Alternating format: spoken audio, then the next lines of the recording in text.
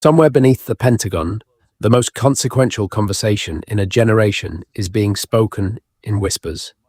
For months, American and Israeli intelligence had tracked the movements of Iran's most powerful men, their meetings, their schedules, their habits.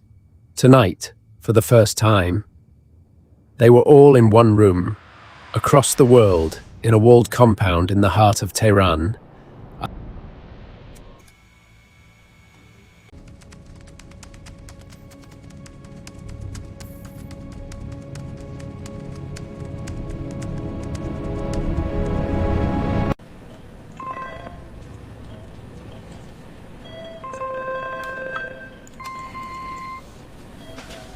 We have eyes. They're all in the room.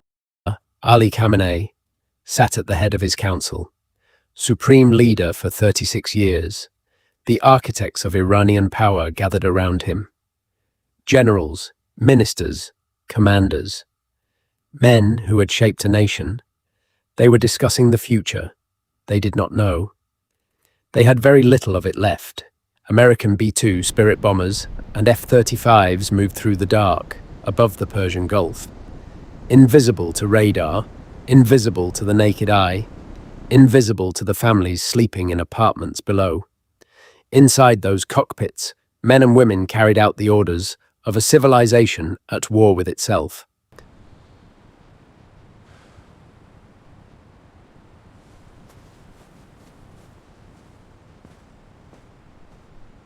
On the deck of a US Navy destroyer, the authorization came, not with a speech, not with ceremony, with a key and a button and a breath, that a young naval officer will carry with him for the rest of his life.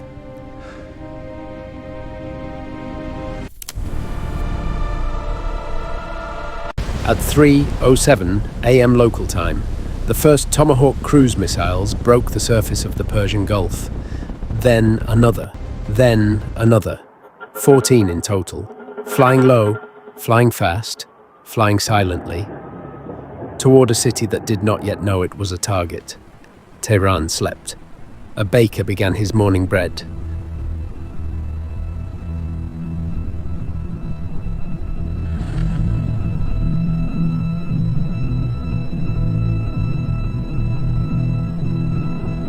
A child turned in her sleep. A night watchman looked up at the stars. 11 million people living their last ordinary night, before the world they knew was rearranged. Inside the compound, a Revolutionary Guard soldier paused on his patrol, looked at the sky, something in the air. He felt it. 3 seconds from a different decision. At 3:14 a.m., Ayatollah Khamenei rose from his chair, walked to the window, looked out at his city. The city he had governed for 36 years. The lights of Tehran stretched to the mountains. The missiles arrived at 3:17 a.m., all of them, at once.